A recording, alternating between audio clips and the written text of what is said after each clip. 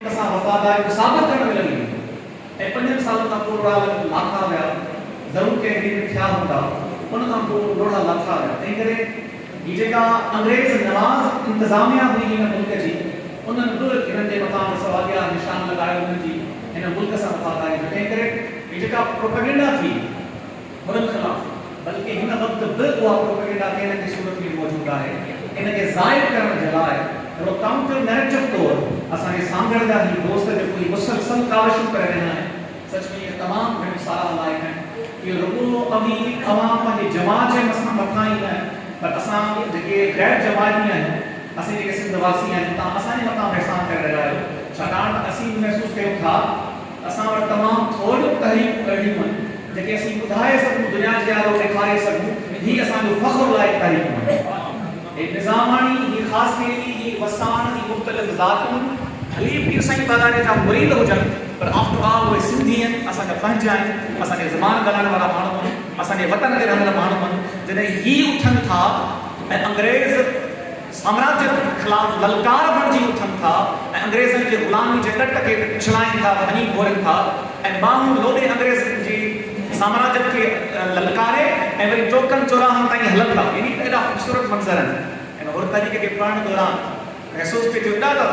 कमाल जा मंज़र आहिनि हिकिड़े पासे खां अंग्रेज़नि जो ॾाढा ॾहकाव ख़ौफ़ दहशत ॿिए पासे खां चंद माण्हू आहिनि पेरनि उघाड़ा माण्हू कपिड़नि फाचल माण्हू पटके जो वर्क केॾीमहिल सही आहे केॾीमहिल न आहे पुराणा कपिड़ा उहे माण्हू अचनि था ऐं अंग्रेज़ साम्राज्य सां मुहादो अटकाइनि था जंहिंजे ख़िलाफ़ मुहादो अटकाइण जो को तसवुर बि नथो करे सघे चङो भलो माण्हू उन्हनि ख़िलाफ़ मुहादो अटकाइनि था उन्हनि खे टारगेट करे जेके उनजा मुख़बिर आहिनि उनखे क़तलु करे बेरहमाना अंदाज़ सां क़तलु करे थियण बि ई खपे बेरहमाना अंदाज़ सां क़तलु करे वरी बाज़ारुनि जे विचां हलंदनि था बाहूं उॾे लॻनि था कहिड़ा ज़बरदस्त ॿुधाइनि था कि तव्हांजी दहशत तव्हांजो दहकाव तव्हांजी साम्राज्य असांजे आॾो टके जी हैसियत नथी रखे तव्हां कीअं कयो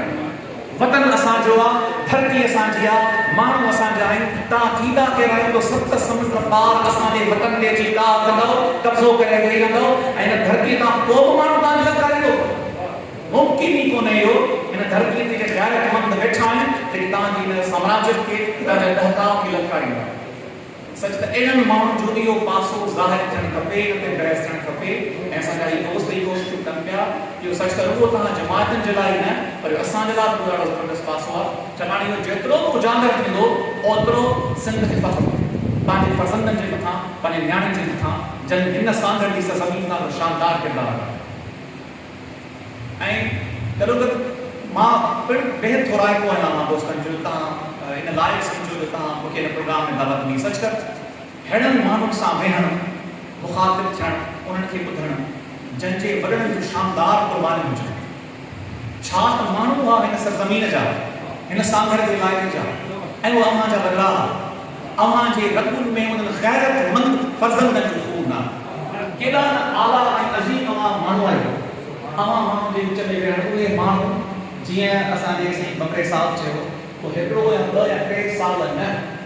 उन अंग्रेज़ लिखियो आहे कमिश्नर जेम्स लिखियो आहे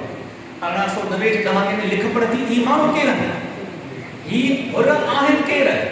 जिनखे एॾी ज़रूरत थी आहे जो अंग्रेज़ साम्राज्य जे ख़िलाफ़ था मुहादो अटकाइनि ही आहिनि केरु लिख पढ़ में कमिश्नर जेम्स हिकिड़ी जॻह ते इहा जुमिलो लिखियो आहे जेको मर्चेंट साहिबु उनजे तरफ़ असांजो ध्यानु चुकायो आहे हुन चयो आहे ही माण्हू 1843 खां वठी करे हलनि पिया उहो सन जंहिं सन में अंग्रेज़ अची करे हिन धरती ते कब्ज़ो कयो आहे हुरनि जी इब्तिदा हुरनि जो उभार ऐं अंग्रेज़नि जे हिन धरती ते कब्ज़े जो ॿई साॻी जॻह ते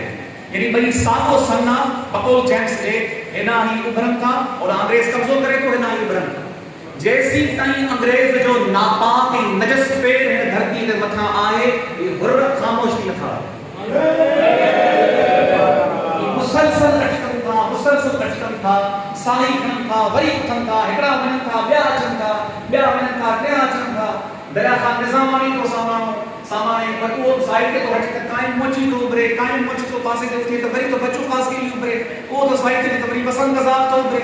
तव्हांजो ही मुसलसल हलनि था इन अंग्रेज़नि जे ख़िलाफ़ हुरनि जी मज़ामत जे अलम खे किरण नथा ॾियनि।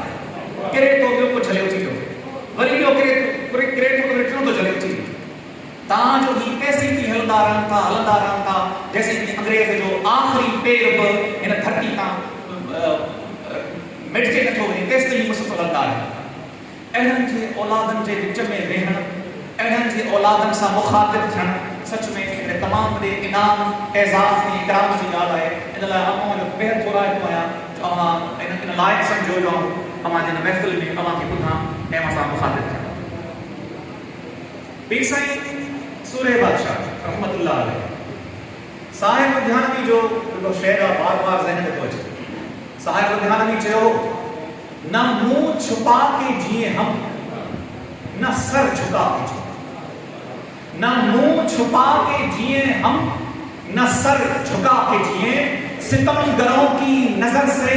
नजर मिलाकर जिए। अब एक रात अगर कम जिए तो कम ही सही,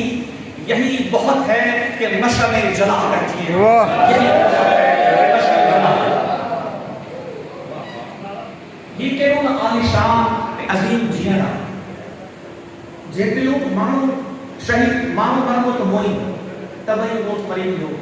बीमारी जे बिस्तरे ते मरी वेंदो, को कैंसर ते मरंदो, को फटफुड़ी ते मरंदो, को बुखार ते मरंदो। त ही केॾो न आलिशान मौत आहे, केॾी न आलिशान क़िस्म जी वफ़ात आहे, ज़िंदगी जी गुज़ारी आहे जो माण्हू मरे पंहिंजे नंढनि दमदनि धरती वतन ऐं अवाम जे मथां खुदा। ऐं पीर साईं ज़िंदगी जी इहा चूंड कई। पीर साईं जो रस्तो हो, पीर साईं जन हुया। हिकिड़ी का फिगर आहे दीवान गिदूमल का दिली आहे, गालमन गिदूमल खां अगरि नालो विसरे थो। हुन चयो आहे त 8 खां 9 लख हुरनि 1390 में हिन जमात जो कुल अंगा 8 खां 9 लख। अञा वधीक सरदार याकूब जेको आहे उनजी नज़र वधीक तेज़ आहे, हुननि जो दुश्मन उनजी नज़र बक़ौत अंग्रेज़नि जे वधीक तेज़ आहे, उनजी मालूमात वधीक बहितर आहे। उन चयो आहे त 2 लख ठीकु आहे, उनखे था क़बूलियो 2 लख जेके 1890 में हा से ज़रूरु 2.5-3 लख थिया हूंदा 1920 जे दहाके में सूरे बादशाह जे ज़माने में। एॾे वॾे तइदाद में मुरीदनि जो अकेलो मुर्शिद, उन्हनि तां सिरसां ख़ुदा करण वारा ही मुरीद ऐं मुरीदाणी, ॾाढो पुरआसाइश क़िस्म जी ज़िंदगी, लग्ज़रीज़ वारी ज़िंदगी, कंफर्ट्स वारी ज़िंदगी, आसानी वारी ज़िंदगी। हिकिड़े पाण हाणे या त ईअं कनि उहा वञी ज़िंदगी एडॉप्ट कनि, अख़्तियार कनि, ज़ालुनि सां, बचड़नि सां, मुरीदनि सां हथ पेर पिया चुमराइनि, इहा हिकिड़ो ऑप्शन मौजूदु हुयो। अंग्रेज़नि सां ठाह कनि टे सभु शयूं हुयूं, ज़ालूं हुयूं, बाना हुया, मुरीद हुया, बाना हुया, गुलाम हुया, सभु शयूं मौजूदु हुयूं। ॿिए पासे खां इहो त न, इहो कहिड़ो जीअण आहे जो माण्हू कंध हेठि करे जीए, ग़ुलामनि वांगुरु जीए, अंग्रेज़नि जे डिप्रेशन ते जीए, अंग्रेज़ जीअं चवे तीअं उथजे, तीअं चवे तीअं रहिजे। हुनखे इहो अंदाज़ जीअण जो न वणे। रिवायत मुताबिक़ पाण जॾहिं ॾिठो कंहिं हवेली जे हिसे में हिकिड़ो फ्रेंड आफ़रीन नामो पाण विञाए छॾियो, पाण फरमाइनि त जन बि इहो जंहिंखे इहो आफ़रीन नामो मिलियो ऐं जन सजाए रखियो उहो केॾा न नादान आहे। असुल जेका क़ाबिल फ़ख़्र ॻाल्हि आहे उहा रसूलुल्लाह जी सुन्नत शरीअत जे पैरोकारी ऐं पंहिंजी जमात जी सरबानी आहे। इज़तूं हिन पासे, मोहबतूं अक़ीदतूं हिन पासे आहिनि। ही अंदाज़ जीअण जो जेको पाण जंहिंजो तालीम कयूं, जंहिंजी चूंड कयूं, गोया ख़ुदि ई शहादत की ॻाल्हि आहे। हाणे आख़िरी घड़ी जा शहीद घणा आहिनि, यानी आख़िरी घड़ी जा सूरमा जेके शहीद थिया आख़िरी, इहे घणा आहिनि सिंध में। उहे माण्हू सभिनी लाइ एतिराम, राजा दाहिर खां वींदे सुल्तान अली भुट्टे ताईं, हे सभु उहे आहिनि जंहिंजी ज़िंदगी खे गौर सां ॾिसबो त उनजो ज़िंदगी जो मुंड खोड़ सारनि ॿियनि कमनि में मिलंदो जेके क़ाबिल तनक़ीद पासा आहिनि। हिकिड़ो ब्राह्मण आहे, ब्राह्मण ज़ात पात जी निज़ाम ते बदल निज़ाम खे ज़ाहिर सपोर्ट थो करे, मक़ाम ॿुध जेका रहियत आहे उहा बेज़ार आहे, उहा इब्न क़ासिम खे सपोर्ट थी करे। ज़रूरु इन में उनजी पॉलिसियूं हूंदियूं, ख़ुदि रवैयो जेके रिस्पॉन्सिबल आहे उहो। हा, आख़िरी घड़ीअ में अची करे पोइ पंहिंजे वतन जे दिफ़ा जे लाइ वड़ी लड़ी शहीद थिए थो, नेशनलिज़म उनखे पंहिंजो शहीद डिक्लेयर करे थी। ज़ुल्फ़िकार अली भुट्टो साहब आहे, ओवरऑल जेको उनजो उभार आहे उहो त आमरत जे साए हेठि आहे, उहो त अयूब ख़ान जे कैबिनेट जो माण्हू आहे। इतां थी उभरी अॻियां अचे थो अयूब खान ख़िलाफ़ तहरीक में हथ मंडाए थो, उहा तहरीक जेका आहे उन ते खोड़ सारा माण्हुनि जी राय आहे, उहा तहरीक का निज जमूरी हुजे इहो कोन्हे। उन तहरीक जे पुठियां GHQ बि थी जेकी अयूब खां बेज़ार आहे। उन खां पोइ ज़ुल्फ़िकार अली भुट्टे जो ॿार थिए थो, ठीकु आहे, आख़िरी घड़ियूं ज़ुल्फ़िकार अली भुट्टे जूं लाज़वाब जंहिंमें हू इनकार थो करे जनरल ज़िया, ऐं उहो इनकार ज़ुल्फ़िकार अली भुट्टे खे अमर बनाए छॾे थो ऐं उहो आख़िर में शहीद थी वञे थो, जंहिं ते रसूल अली साहब लिखियो त भुट्टा तो 7 पीढ़ियूं बनाए ॾेखारियूं। जेकॾहिं ज़ुल्फ़िकार अली भुट्टे 7 पीढ़ियूं बनाए ॾेखारियूं त सूरह बादशाह 7वीं जॻह ते 21 पीढ़ियूं बनाए ॾेखारियूं। छो जो सूरह बादशाह आख़िरी घड़ीअ जो सूरबो कोन्हे, सूरह बादशाह पहिरें साल खां आख़िरी साल ताईं सूरबो। जीअं हू गादी तशरीफ़ थिए थो तंहिं ॾींहं खां वठी करे सूरह बादशाह जो अंग्रेज़नि खां रवैयो कंप्रोमाइज़िंग रवैयो नाहे। अंग्रेज़ कॾहिं न महसूस करे थो वञे त हीउ माण्हू ख़तरनाक थींदो। या हुन जॾहिं बच्चू बादशाह वारनि जी तहरीक ते कुचलियो, उन खां पोइ लिख पढ़ शुरू थी, कमिश्नर जेम्स जेका रिपोर्ट लिखी आहे 1896 में, बच्चू बादशाह गिरफ़्तार थी चुको आहे। उन खां पोइ आख़िरी लिख पढ़ सबूर गॾु करे मोकिले थो मथे बम्बई सरकार खे, चवे थो त हिते मसइलो इहो आहे त हीउ हिकिड़ो माण्हू आहे, हिकिड़ो माण्हू पूरी जी पूरी सिंध उन माण्हू जे रहमो करम ते आहे, पूरी सिंध में उन मां यानी पीर साईं बागारो उहो जीअं चवे थो तीअं थिए थो। अॼु त ठीकु आहे, हिन सां कंहिं न कंहिं तरीक़े सां डील करे वियासीं, पर सुभाणे इन जी जाल जेको अहिड़ो बागारो अचे वेठो जेको असांजे चए आख़िर में न हूंदो, उहो वॾा मसइला थींदा। ऐं उनजी जेका हालत कथी आहे सही साबित थी थिए। हीउ जेको पीर साईं बागारो जऊं आहे जेकी तारीख़ सूरह बादशाह जे लिखण सां बजा तौर ते यादि करे थी, उहो वाक़ई अहिड़ो जंहिं महसूस कयो त असांजे बहस पोयनि जेका मफ़ाहमती पॉलिसी रखी त जो नतीजो कुझु कोन मिलियो। मुंहिंजे जमात जे मथां, मुंहिंजे मुरीदनि जे मथां उहे सख़्तियूं त दूर कोन थियूं। तंहिं करे उनजो रवैयो पहिरें ॾींहं खां वठी करे ॾाढो हाश रवैयो, अंग्रेज़नि सां रवैयो जेको कंप्रोमाइज़ रवैयो न हो, जंहिं करे हुनखे तकिड़ो गिरफ़्तार करे मोकिलियो वियो कुदरत केस में। तंहिं करे हीअ जेका ज़िंदगी आहे, हीअ उहा ज़िंदगी न, हीअ उहो सूरमो न आहे जेको आख़िरी घड़ीअ वारो सूरमो हुजे। हे सूरमो पहिरें साल खां सूरमो आहे ऐं आख़िरी साल ताईं सूरमो आहे। हे मुसलसल हूंदो अचे थो, हलंदो अचे। मल्हार फ़क़ीर ख़ासगी लिए चएसि थो पीर साईं वटि हिते सागड़ में गढ़ बंगले में मल्हार फ़क़ीर चवेसि थो साईं जमात तकलीफ़ुनि में आहे, जमात सूरनि में आहे, ख़बरूं पवंदियूं पयूं तव्हां को वॾो को प्लान था कयो, वरी का तारीख़ में आहे, महिरबानी करे न कजो। पत ॿधी अर्ज़ु करे थो त मसइला हलंदा। पीर साईं जन बक़ौल मल्हार फ़क़ीर जे नाराज़ थी वञनि था ऐं फरमाइनि था त जेकॾहिं का मातोड़ी बि कंहिं अंग्रेज़ खे चक पाए मां उनखे विछाई कराईंदुसि, ऐं जेकॾहिं मुंहिंजो पंहिंजो बच्चो बि जेकॾहिं अंग्रेज़नि सां साज़ करे मां उनखे बि शूट कंदे देरि न कंदुसि। हिन जी नस नस में अंग्रेज़ साम्राज्य जे ख़िलाफ़ धिकार हुई, नफ़रत हुई, हिन जी नस नस में हुरियत हुई, आज़ादी हुई। हीउ माण्हू ॿियो ही जे आया है ऐसे मोहम्मद छा करे हिकिड़े अहिड़े अज़ीमुल मर्तबत हस्ती है। सच त हीअ आहे तो शेख सदी फरमायो आहे त जेकॾहिं मां पंहिंजी ज़बान खे 1000 भेरा अतुर ऐं मुश्क सां धोआं ऐं पोइ तुंहिंजो नालो वठां, तॾहिं बि एॾे वॾे इंतज़ाम करण खां पोइ बि तुंहिंजो नालो वठणु तमामु बेहतर आहे। सच त हेॾी वॾी अज़ीम हस्ती जे बारे में वधीक ॻाल्हि करणु मूंखे बेहतर लॻे थी, उन्हनि तमामु कुर्बानी गॾोगॾु हेठि जेका जमात हुई उन जमात जो तमामु वॾी कुर्बानी। छा अज़ीम जमात आहे, केॾा शानदार माण्हू हिन जमात में रहिया आहिनि। सच त तव्हां बजात ते फ़ख्रु करे सघो था, अहिड़े क़िस्म जो हिसो शायदि ई सिंध में कंहिं पार्टीअ खे, कंहिं तंज़ीम खे, कंहिं जमात खे मिलियो हुजे जॾहिं तारीख़ मज़ाक़तुनि सां भरी पई हुजे, क़ुर्बानियुनि सां भरी पई हुजे, अंग्रेज़नि जे ख़िलाफ़, साम्राज्य जे ख़िलाफ़, ज़ुल्म जे ख़िलाफ़ ललकारनि सां भरी पई हुजे। बिस्मिल्लाह तव्हांखे मिलियो आहे। सच त फ़क़ीरो तमामु वॾा भाग वारा, तव्हां तमामु वॾा ख़ुशबख़्त आहियो जो तव्हांजो हिसो अहिड़ो हिसो आहे दुनिया जी कहिड़े बि कुंड में वञी करे तव्हां ॿुधायो त तव्हां उहे आहियो जंहिंजे वॾनि उन दौर में अंग्रेज़ साम्राज्य खे ललकारियो, जंहिं दौर में अंग्रेज़नि जे ख़िलाफ़ जेको दिलि में ख़्याल करणु हुया मना अंग्रेज़ ख़िलाफ़ थी सघनि था। समाज की मज़ामत खे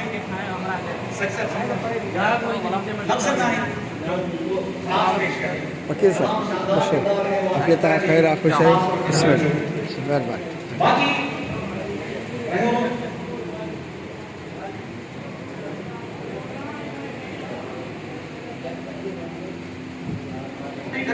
यदि मां वरी रस्मूस कलीअ साहब खे कोट कंदुमि ऐं हिन कर जो ई हिकिड़ो वॾेरो हो जेको कलीअ साहब सां गॾु जेल में सिंध में मुंहिंजे ख़्याल में शायदि कलीअ साहब खां वधीक जंग जे मौज़ूअ ते कंहिं न लिखियो हो या एतिरो घणो गहरो न पढ़ियो हो उहो जंग जो छाकाणि त हाणे गुर मज़ामत बि गोरिला मज़ामत था चवनि त कलीअ साहब कंहिं जॻह ते मूंखे वञा त लिखियो आहे या न यादि नथो पए पर मूंखे चयो आहे त जेल में वेठो वॾो शाहबाज़ जुड़े जो असां गॾु वेठो कचहरी में पीस उन खां पुछई त तुंहिंजी नज़र में सचो पचो मुड़ुसु माण्हू केरु थींदो आहे हुन चयो त सचो पचो मुड़ुसु माण्हू उहो थींदो आहे जो जेकॾहिं उहो अचे सां ललकार करे अचड़े अहिड़ा कहिड़ा अच को ॾिसी करा त हो इहा बि न करे त को हुन वटि हथियार आहे या न आहे जेको हुन वटि हुजे दस्तियाब डंडो को पथर खणे बड़ी भली उन हथ में तो कलियो साहब जी अदालत करे को हमेशा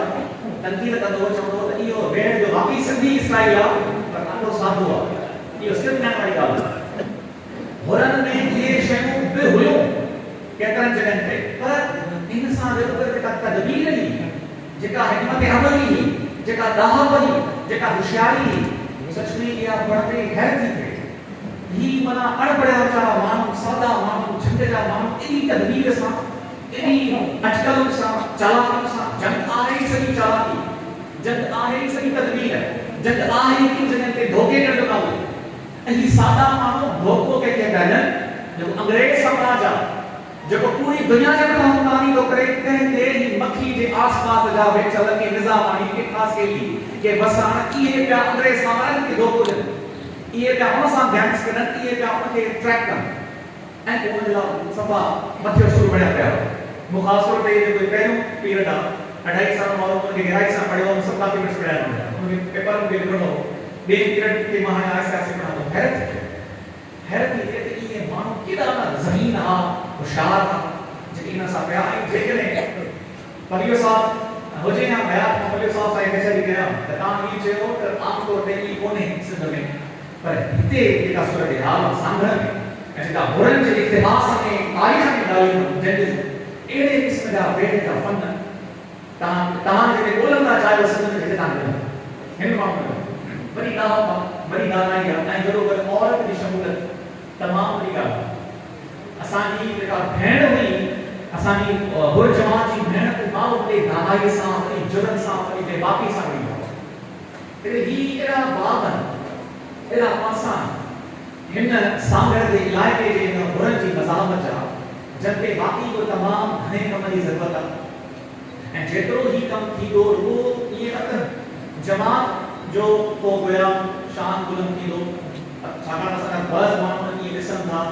इन फंक्शन में भी फ़ाइदो कंदो पोलिटिकली मुंहिंजे ख़्याल में इन कम खां निकिरणु खपे ही तारीख़ खे सियासी नज़रिए जे ताबे न करणु खपे हिन में छा फ़ाइदो हुन दुर खे थींदो हुन दुर खे थींदो हुन दुर खे थींदो अचो त हिन सियासी नज़रियाती पटियूं लाहे ॾिसूं ही पंहिंजा माण्हू हिन झर झंड में रहंदड़ माण्हू इहे सॼा पंहिंजा आहिनि हितां जूं औरतूं असांजूं पंहिंजूं नियाणियूं ऐं उहे बेज़िती दिलेरी सां पंहिंजे वतन जो दिफ़ा कयो आहे पंहिंजी जमात जो दिफ़ा कयो आहे पंहिंजे ज़िले जो दिफ़ा कयो आहे पंहिंजे तर जो दिफ़ा कयो आहे पंहिंजे गॾक वारनि मुफ़ादनि लाइ विढ़िया इहा इहो ख़ुदि असांजो पंहिंजो इहो कंट्रीब्यूशन आहे मज़ामती तारीख़ में जे अंदरि इनखे ऑन करणु खपे इनखे जेतिरो कमु कजे उहो वाक़ई घटिजा ऐं इन जे लाइ जेतिरो कमु असांजे हिन सोसाइटी जे दोस्तनि कयो आहे उनखे तमामु ॿियूं शाबसूं हुजनि 25-26 शुमारा मुसलसल दौरान था मामूली ॻाल्हि कोन्हे इहो इश्क आहे इहो मोहबत आहे जेका उस्ताद निज़ामानी खे मजबूर करे पूरी तरह शुमारा कटे इहा मोहबत आहे जेका असांजे वली साहब खे मजबूर करे थी पई त हू मुसलसल शुमारा करणु घुरिजे या असांजे गुलाम मुस्तफ़ा खरे साहब खे जे तमामु शानदार कमु कयो आहे 4-5 मुसलसल किताब रहंदा तंहिं करे इन ते जेतिरो वधीक कमु थिए ओतिरो घटि आहे सच त अदना तालिब इल्म जी हैसियत सां मां ॾिसां थो त उहो सिंध ई न पर ॾखण एशियाई तारीख़ में सॼे ॾखण एशियाई तारीख़ में अंग्रेज़नि जे ख़िलाफ़ मुहादो अटकायो हुजे के जमात के धर सब 100 साल ताईं इन अचकल सां इन होशियारी सां इन फहमी फरासत सां ते बेजिगी दिलेरी सां एड़ा मिसाल सफा है मुसलमान में सफा है ते करे ही तारीख रुको सिंध जी न पर दखण एशियाई मुसलमान जो मान शान इन तारीख ते इन मुल्क जे हुक्मरान के ऑन करन खपे इन 5 साल पूरा पाकिस्तान ठाण मां बहुत बड़ी वफादारी के साबित कयो ता 5 साल ताईं लोड़ंद रहो उन का कोना बड़ा हटाया हिनने एक दफो पी है पंजण की जंग में तहां सा दिल जी बीठा पंजे वतन जो दिफा कयो उन का पोइ तहां मुख्तलिफ किस्म के पॉलिटिकल पिट्स सा हिन के पासे रखे रखा है हिन के जाय ॾियण खपे तारीख़ में तहां जो आहे छा तहां तारीख़ में सूरमा कहिड़ा आहिनि तहां तारीख़ में सूरमा उहे जंहिं लाइ मुल्क जे बानी जी भेण चयो फातिमा जिना चयो माय ब्रदर में जेके तहां सॼो त most trusted lieutenant of Mohammad Ali Jinnah उन लाइ छा कयो वारी भेण तहां पूरा सूरमा ठाहे मथे खणी आया उहे जेके हक़ीक़ी सूरमा जेके बाक़ी अंग्रेज़नि जे ख़िलाफ़ विढ़िया जन बाक़ी अंग्रेज़नि जे लाइ ही धरती ठाह करे रखी हुई उन्हनि खे तारीख़ में घुर्बल मक़ाम ज़रूर करणु एतिरे इहा उन्हनि खे गुज़ारिश आहे जेके मुल्क जा वाद खणी आहिनि हिननि पंहिंजो वफ़ादारियूं घणियूं साबित कयूं हाणे तव्हां जो वारो आहे हिननि खे तारीख़ में घुर्बल मक़ाम ॾियो या वरी नाइंसाफ़ी थी हिन सां ऐं तव्हां वटि पूरे ॾखण एशिया में या पूरी दुनिया में घणियूं तारीख़ूं आहिनि जेके तव्हां ॻाल्हाईंदव जेका मुस्लिम कम्युनिटी ऊची थी करे वेही हुजे अंग्रेज़नि जे ख़िलाफ़ तव्हां जे मथां छप्पा लॻा पिया आहिनि तव्हां प्रो ब्रिटिश हुयो तव्हां अंग्रेज़नि जा टाउट हुयो हेड़ी किस्म जा माण्हू जे नस में अंग्रेज़नि जे ख़िलाफ़ नफ़रत भरियल हुई हिननि खे पंहिंजे टेक्स्ट बुक में जाइ ॾिनो थोरो तव्हांखे पंहिंजो मुंहुं बचाए सघंदव जेके तव्हांखे गुरुल जारी की तारीख़ जे अंदरि ऐं आख़िरी ॻाल्हि बसि इन्हनि असांजे सिंध जे अंदरि अनफॉर्चुनेटली हीअं त मसइलो त जी